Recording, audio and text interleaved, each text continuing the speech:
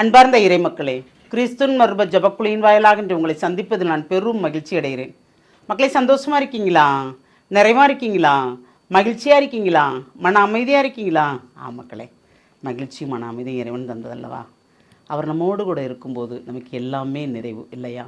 இந்த ஒரு நமக்கு என்ன இறைவார்த்தை தெரிகிறார் பார்ப்போமா?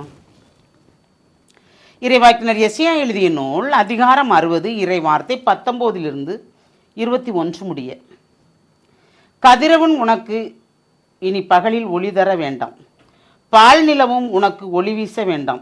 ஆண்டவரே இனி உனக்கு முடிவில்லா பேரொளி, உன் கடவுளே இனி உனக்கு மேன்மை. உன் கதிரவன் ஒருபோதும் மறையான், உன் நிலா இனி தேய்ந்து போகாள். ஆண்டவரே உனக்கு என்றுமுள்ள ஒளியாக இருப்பார். உன் கண்ணீரின் நாட்கள் ஒளிந்து போகும். உன் மக்கள் அனைவரும் நேர்மையாளராய் இருப்பர். அவர்கள் நாட்டை என்றென்றும் உரிமையாக்கிக் கொள்வர். நான் மாற்றிருமாறு நட்டு வைத்த மரக்கிளை அவர்கள், என் கைவேலைப்பாடும் அவர்களே. அவர்கள் சிறியவர் 1000 பெருகுவர், அற்பரும் ஆற்றல் மிகு மக்கள் இனமாவர். நானே ஆண்டவர், ஏற்ற காலத்தில் இதை நான் விரைவாக செய்து முடிப்பேன். Praise the Lord. நானே ஆண்டவர், ஏற்ற காலத்தில் இதை நான் நிறைவாக செய்து இதை விரைவாய் செய்து முடிப்பேன். அப்போ ஆண்டவர் நம்மளை குறித்து என்ன திட்டம் வச்சிருக்கிறாரு இல்லையா? கதிரவனோ நிலவோ நமக்கு ஒளி தர வேண்டாமா? என்ன இருட்டாக இருந்தாலும் நாம் இறைவனுக்குள்ளே இருந்தால் அவர் தான் நமக்கு என்றும் உள்ள ஒளி, என்றும் உள்ள நிறைவான ஒளியாக அவர் நம்மளோடு இருக்கிறார். நிலவுக்கு மேலான ஒளி, கதிரவனுக்கு மேலான ஒளி அவர் இல்லையா?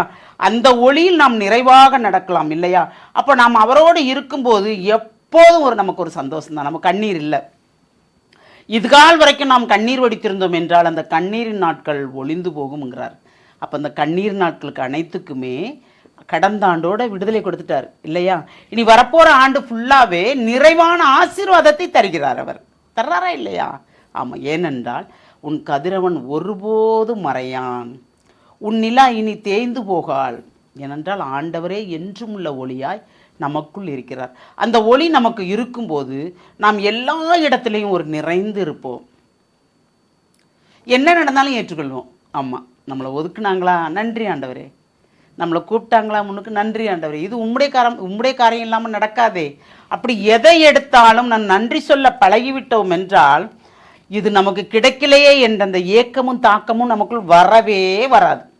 ஏனென்றால் அவரோடு இப்படி இருக்கும்போது நாமளும் நம்முடைய பிள்ளைகளும் நம்மளை சார்ந்தவர்களும் அவருக்குள் எப்பொழுதும் நேர்மையாளராக இருப்பார்களாம்.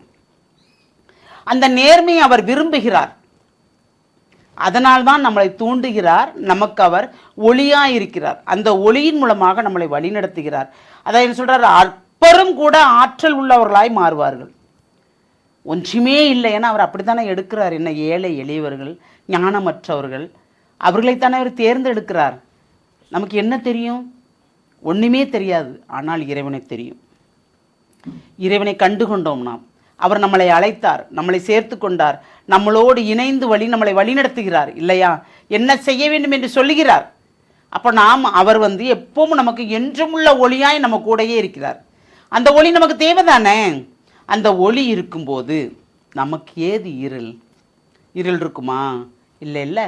அப்போ அந்த ஒளியின் வழியே நடப்போம். அந்த ஒளியை கேட்போமா? எல்லாம் வல்ல இறைவா, ஆண்டவரே, எங்கள் பெருமூச்சு நாட்கள் அனைத்தும் ஓய்ந்து போய்விட்டது ஆண்டவரே. நாங்கள் புறாவை போல் பெருமூச்சு விட்டோம். எப்பொழுது எங்களுக்கு விடிவு காலம் என்று, எப்பொழுது எங்களுக்கு இந்த கண்ணீரின் நாட்கள் ஓய்ந்து போகும் என்று நாங்கள் பெருமூச்சோடு இருந்தோம் ஆண்டவரே. அதை அனைத்தையும் எடுத்து ஒன்று கூட்டி எடுத்து அப்புறப்படுத்தின அந்த கிருபைக்கு நன்றி ஆண்டவரே. நீர் எங்களோடு ஒளியாயிருந்து, வழியாயிருந்து, சத்தியமாயிருந்து, நித்தியமாக எங்களை வழிநடத்துகிறீரே, அதற்கு நன்றி ஆண்டவரே. எங்களை மட்டும் வழிநடத்து இல்லாமல் எங்கள் மூலமாக பிறரையும் நீங்கள் வழிநடத்துகிறீரே, அதற்கு நன்றி ஆண்டவரே. எங்களை நீர் ஒரு மனுஷியாக மதித்து எங்களை நீர் தேர்ந்தெடுத்தீரே, அதற்கு நன்றி ஆண்டவரே. உம்மோடு கூட எப்பவும் இணைந்து நடக்கும் வரம் மட்டும் வேண்டும் என்று நாங்கள் கெஞ்சி மண்டாடுகிறோம் ஆண்டவரே. உம்முடைய இறைமக்களாகிய எங்களுக்கு அந்த வரத்தை தந்த கிருபைக்கு நன்றி கூறி, உம்முடைய கிருபைக்குள், உம்முடைய வல்லமைக்கும், உம்முடைய ஆற்றலுக்கும், உம்முடைய செயல்பாட்டுக்குள் எங்களை முழுமையாக ஒப்புக் கொடுக்கிறோம். ஜெபம் கேட்கும் நல்ல பிதாவே. ஆமேன், ஆமேன், ஆமேன்.